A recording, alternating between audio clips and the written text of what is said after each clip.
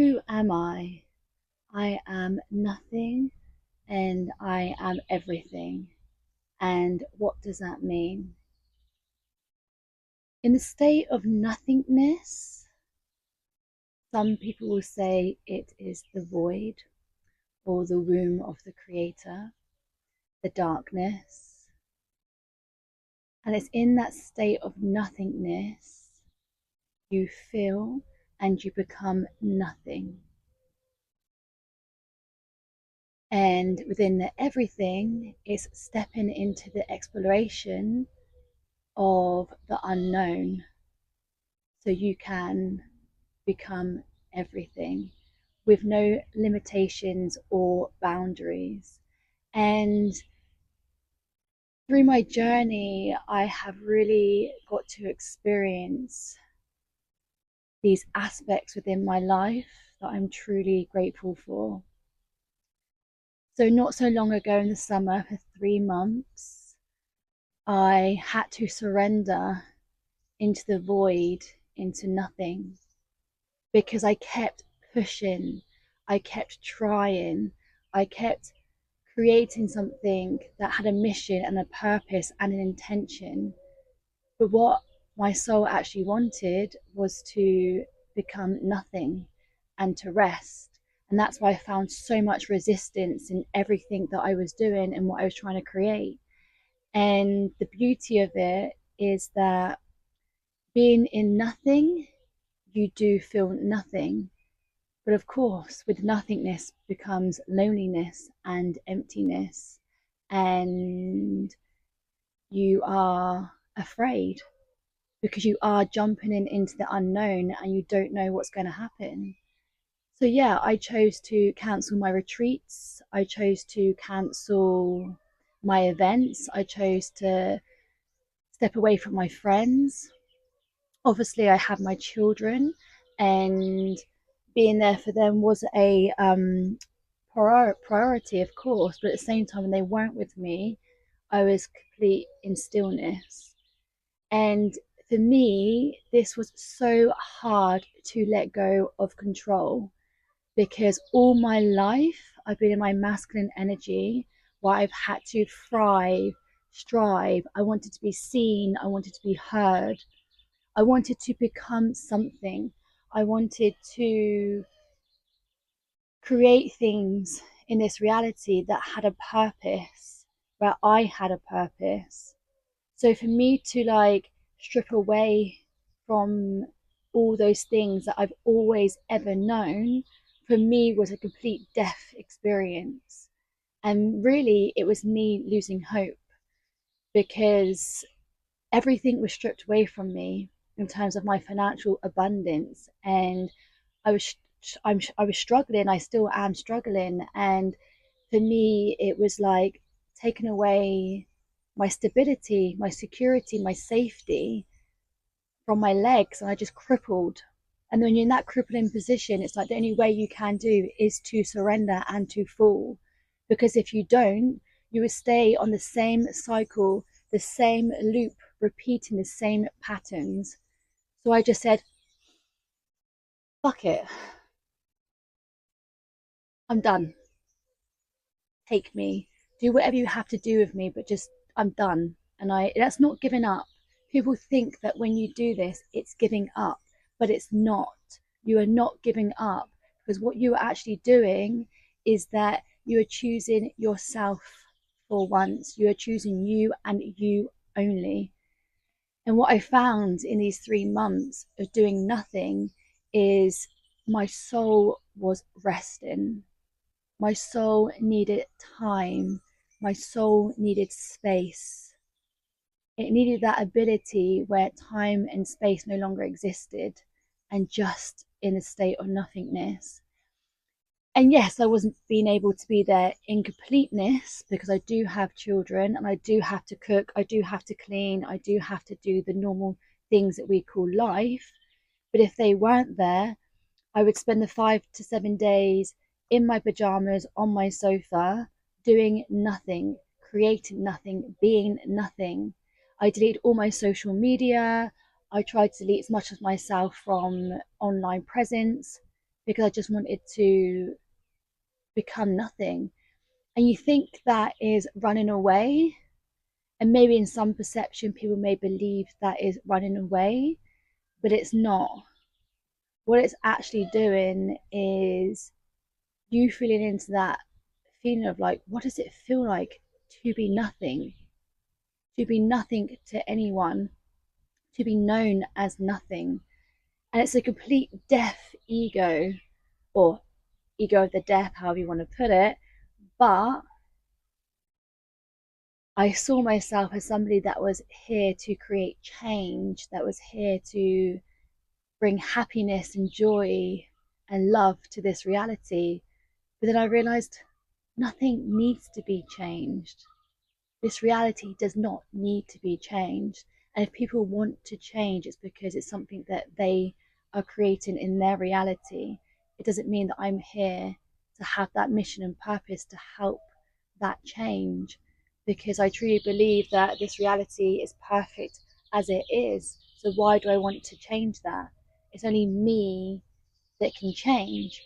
And when I realized that, for me, it was like a complete ego death. Like, why am I here then? Why am I in the here and now if it isn't to make a change? And that was hard for me. So I basically destroyed everything that I wanted to create in destruction mode, in death mode. And I took a step back. And I got myself into debt of €12,000 because I chose to do nothing. And some of you out there are like, but how can you do that? That's crazy. Like, why would you do that? And I suppose the answer is because, being in this position where I am now is in the unknown for me. It takes me into fear. It takes me into like desperation, into like panic mode. This is death for me because I no longer have control of my outcome of my life. Because before I always had to have control of who I was, what I wanted to become, who I wanted to be, and how I was going to create that. So for me, losing control was a big part of my death process. There's a plane going over, so I'm just going to put the microphone closer just so you can hear me. So what does it then mean to become everything? So it is the unknown, and I don't know the answer what it means to become everything. But what I do know as part of my journey was to really accept myself for who I was, going back into my past of the roles that I did play when I did have control and when I did want to become something, because within that you have narcissism, manipulation, you have cheating, you have lying, and you have ego, you have control. And these are all the facets that I had within me. And I probably still have that within me, but now I'm opening myself up to actually admitting that I am these things. And this is me stepping into becoming everything, because I am taking responsibility for my actions. I am taking responsibility for who I was. And I am accepting all of my facets, all of the masks that I wore. And for me, that is part of the journey of becoming everything, is to really have like the death of the ego and to really just look yourself in the mirror and just to admit those things. I don't want to say they're negative aspects or they're the darkness. Maybe it is those things, because for me, it's like every time I saw myself in the mirror and I admitted that I was a narcissist, I was manipulative, I was a cheater, I was a liar, that they opened up doors for me. I was given a key to new parts of me, of my life, of who I was. and who the woman that I'm becoming today. And sometimes you have to go into the unknown to really see yourself of like who you truly are, your true authentic self. And and through like the podcast that I'm creating, I will be going through those journeys. I'll be going into the emotions that I have felt. I'll be going into the masks that I have worn, the demons that I become, the shadows, whatever you want to call it. Or some people call it the dark night of the soul. And for me, it's been a roller coaster. It's been up and down. And I started to realize how much I was in the loop of still making the same patterns, still drawing in the same toxic creations, was through my own doing. I used to shift blame on other people or project on others that I thought was bringing this in, but it's not. It was me, because I wasn't the one that was willing to change, because I wasn't the one willing to see myself in the mirror. And I suppose for me, that's what it means when you say, I am nothing and I am everything, because within that statement, anything can happen. And yes, it's scary. I don't know how I'm going to get out of debt with 12,000 euros. I've been handing my notice in from my landlord because I haven't been able to pay the rent. And I don't know what's going to happen. And that is scary. I'm a mum that lives in Spain with 2 children, and I don't have any help like you do in the UK in terms of pay. So here it is like you are completely alone and on your own. But you know what? I'm grateful for the way how I feel inside, because I feel freedom and liberated.